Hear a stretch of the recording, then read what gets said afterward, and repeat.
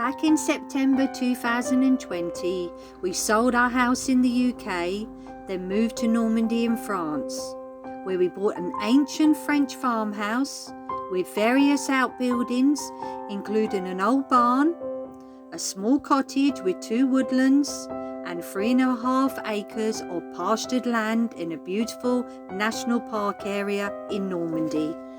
Follow us on our journey as Buddha and I renovate the farmhouse, manage our land, and take on many projects for you to enjoy.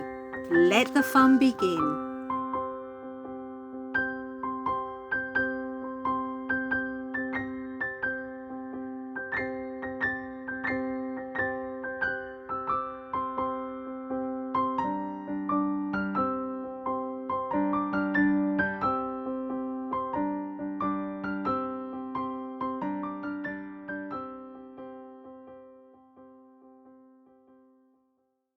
Hi folks, today we're going to talk about line pointing, the tools we use, the materials we use, and the preparation of the walls, and then the application of the material and how we do it here.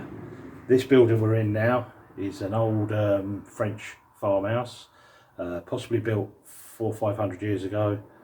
We'll also be talking about the way they put these stones together and how they lay them on clay slip, a type of slip. And first of all, let's get back to the tools. Okay, so here's some of the tools we use, coming from left to right. First of all, we'll use some sort of a pick and some chisels and a hammer, which we'll use to clear out the mortar from the walls, the old mortar, whether it be old lime, old or cement modern, or even the clay slip, which we'd probably use this to scrape out with. Okay, then we'll go on to brushing the stonework down, something with a hard wire brush. This is all manually done. You can do it mechanically by some electric tools. Then we need a good clean trowel for mixing into a bucket. You find with these square end trowels, they can get down nicely into a rounded bucket and come all the way round and clean them out. So I always use these. Then we have a couple of application tools for the mortar, which are these. This is I've made this one shorter. This is what we call it in England, a slasher. For some reason, I don't know, but anyway, so we call these slashers, and basically they're for pointing straight off of the hawk. So we also use a pointer's hawk, and if you notice, the end is kinked up, which is nice when you go against the wall. I'll just show you. So you put your slasher down, push, and you can keep your tipped on this, and you can push that straight into the hole if you like, and keep working away. Okay, that's that one. Then we'll have just some other tools for bigger holes that will be within the stonework, because it's just not regular enough. So we use something like a little English pointing trowel, or even a French pointing trowel to put. It depends on the size of the holes. Then various brushes we use. Now this brush here, this is called a churn brush. This is a modern one with plastic bristles, very hard. Okay, and you'll see that when I show you later where we use this. But you can get the older fashioned ones as well. And then this is the finishing brush, and by the time you got to this stage, it's finished, the thing. Anyway, also there's one more little tool here, and it's just a piece of a broom handle, which I fashioned to a little bit of a pencil point. And basically that, I'll show you later as well, is to push the mortar in to consolidate it into the wall. So it's what we call a rubber in the UK, but that's that tool there. Anyway, let's move on to the next stage. So next stage is we also want some sort of a water device spraying system. Say like this is just a very basic thing, about £10 in the UK if that, and that's to spray water onto the wall.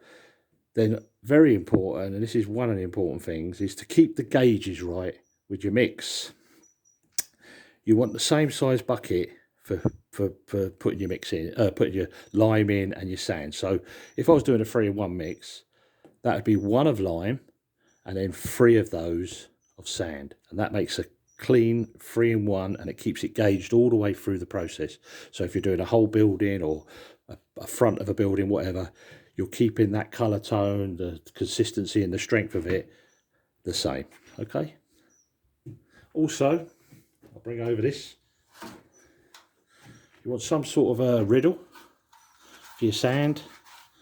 You don't have to have this, but if you just want to fine a mix, or you've got a bit too coarse of sand, then you can use some sort of riddle. Okay folks, moving on to the materials. These are what you see in front of you, which is the lime, which is an NHL3, which you can see over there, 0.5, and it's just a natural hydraulic lime.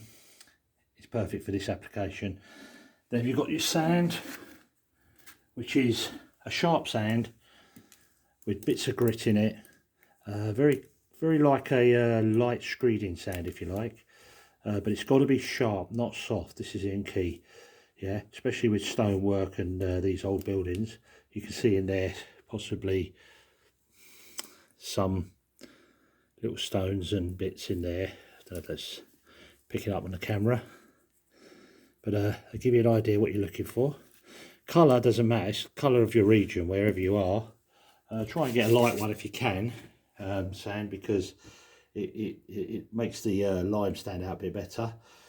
Glows at night as well, which is lovely if you get it right. And then this is obviously down here is our gauge bucket, which I was talking about earlier, which is the first filled. When I fill it up first, I fill it up with lime, level it off, pour it in, then I put 3 of sand in there. This is going to be a 3-in-1 mix. You could do a 4-in-1 mix. It's between them two. Okay. Okay, so when these stone houses were built back in the day, 300-400 years, whatever, they were rural. Most of these. We're out in Normandy. A lot of properties are built like this.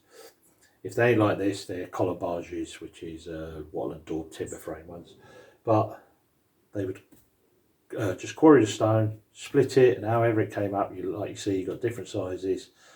And they would just put them on top of each other and build a wall. They make a very wide wall, and then it gets smaller as it went up to the top, to the roof base. But it gives us a little problem when we're trying to point these, because there's no regularity of sizes between the joints. So we have to make sure that we have a depth of around 20 mil or more, so we can get a good key to the back of these, the mortar that's there.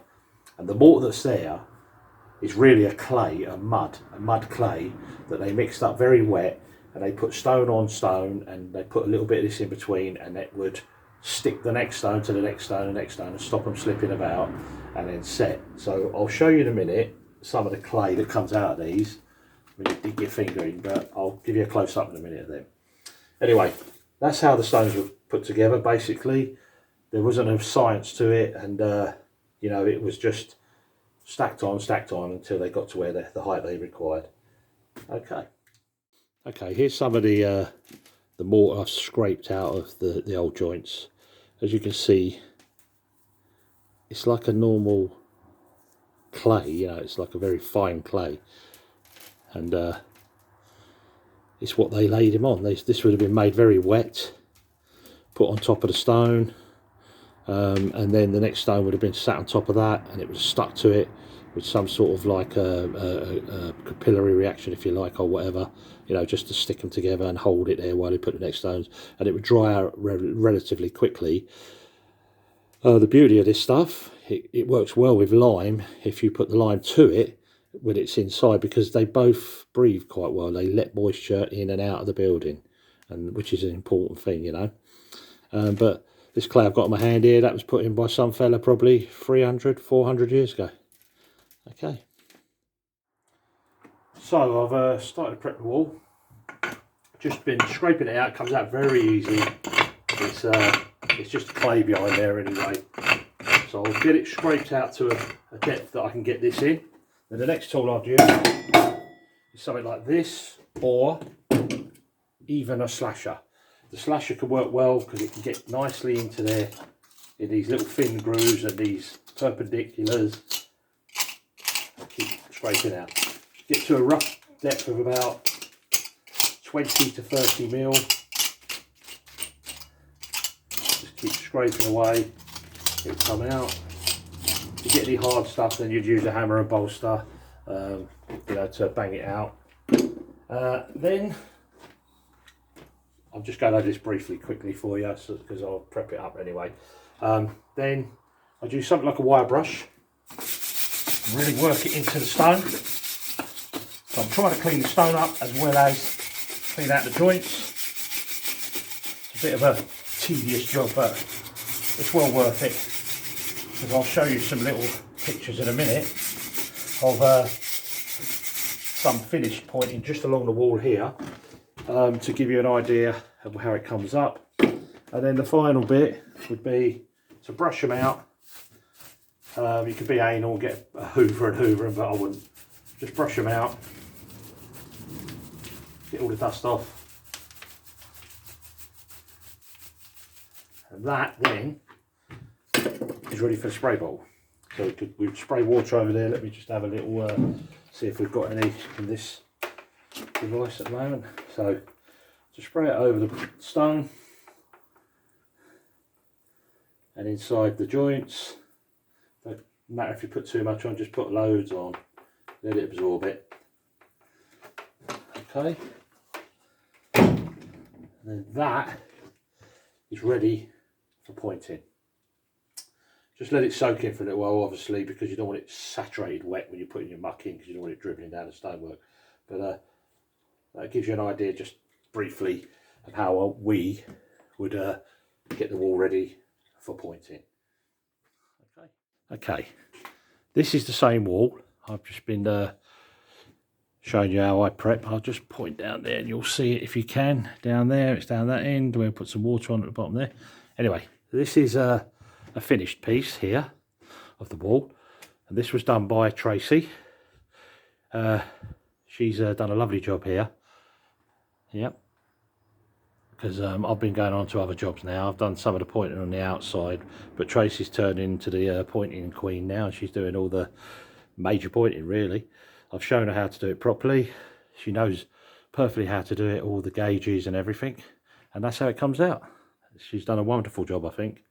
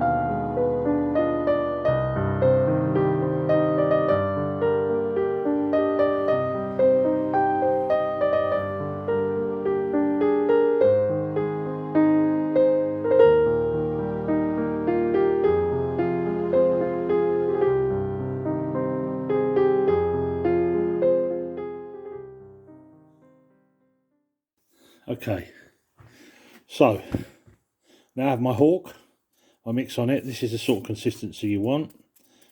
Slightly stiff, but doesn't want to fall off the, or roll off and crack off the hawk. I have my slashers in my hand. I always put one underneath the little one and hold it there. And then I'll show you some real time pushing this stuff in to give you an idea. Because obviously you've got big holes, little, thin ones or so. So if I start here, and this will give you an idea how I go.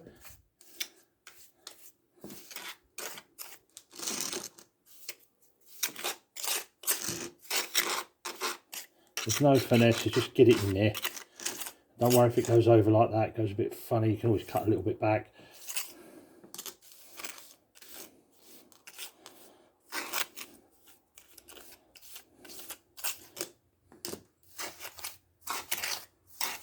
if you notice as well, I'm working with my right hand from the right to left. You'll find that's a good habit to get into, because as you see, when I push and I pull, I'm pushing this new bit into the bit I've just applied, so it all pulls in nice and tight together.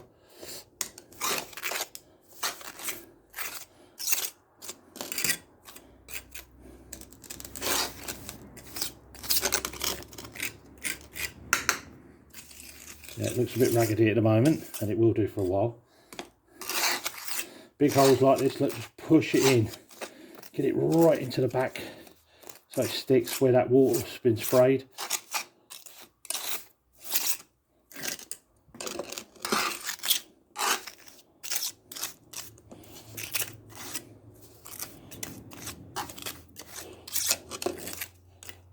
Okay, so it gives you a bit of real time of it going in. And as you notice, when you're putting this stuff in, you put it all the lines in first, straight, and then you'll come to the dot. So you'll just put a piece on your slasher or your haul or your trowel, sorry, in, scrape. That's it. A little bit came out there, stone.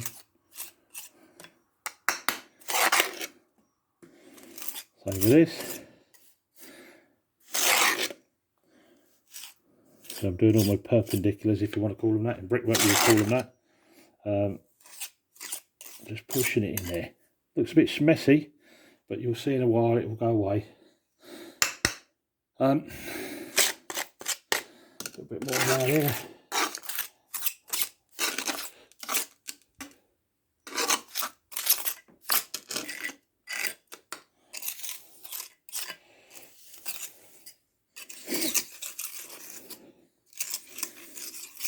So we're just pushing it in there.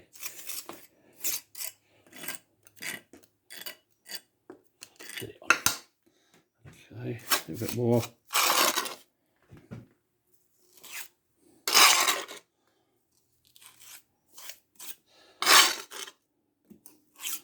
So I put quite a lot in that there because that was a big hole there. I want to fill it right up to the back. I know when it's filled because when I'm pushing it, it squeezes out the sides. Basically, that gives you an idea real time pushing it in.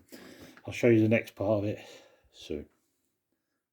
Okay, so we're in the final part of the process now, and what we're going to be doing is the rubbing first with this tool here.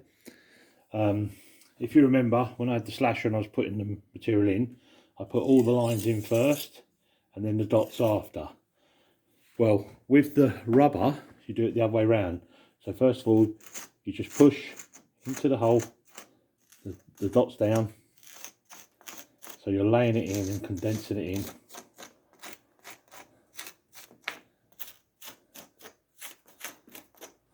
Keep going, get all the dots done.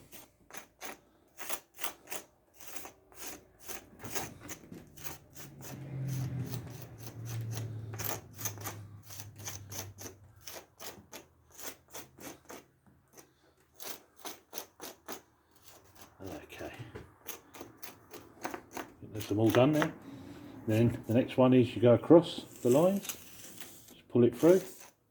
It's still a tiny bit soft, but I'm just doing it for purposes for you to see it.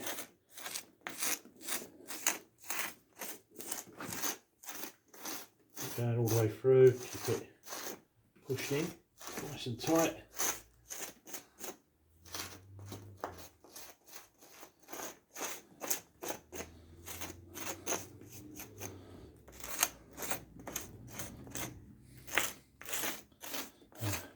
Going for a minute.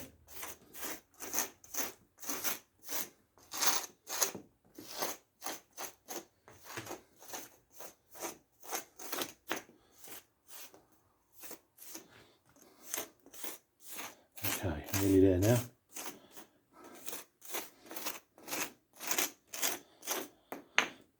So that's it all pushed in.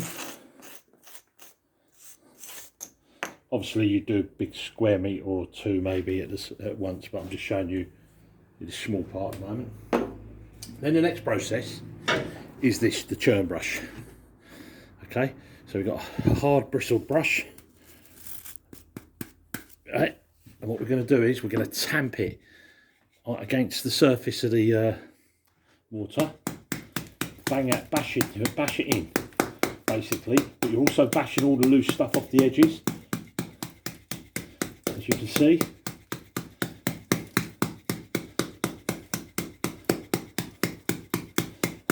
Keep bashing it all the way, and this really puts it home. Brings all the aggregate out. You probably won't pick that up on camera, but believe me, it does. You start to see all the little stones coming through now.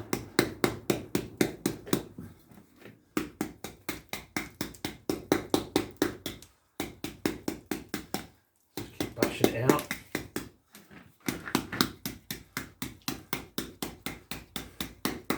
It's all done, and this is the process we use.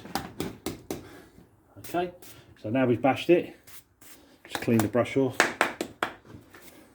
and the next job is to go over the stones and just give a little brush just around the edges, just to tidy it all up, knock all the loose stuff off, bring it into uniformity of some sort. As you can see, look, it starts to let stones come through now.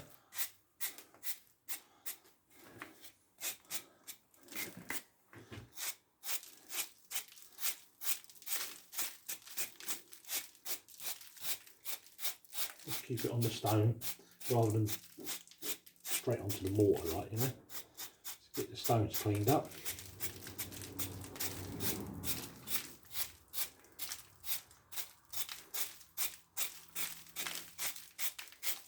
And I mean, I'm rushing this a little bit just to show you.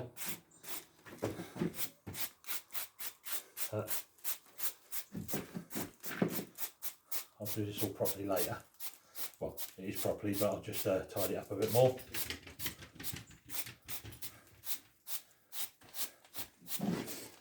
Right, so you'd get to that stage, and the next stage you'd be soft brush. Okay, so you just go at 45, get a light dusting over, come the other way as well, and it starts to blend it in, but it also seals all the edges. You know, it makes it all become one with the stone, so no water can penetrate. I mean, this is just for visual because it's inside, but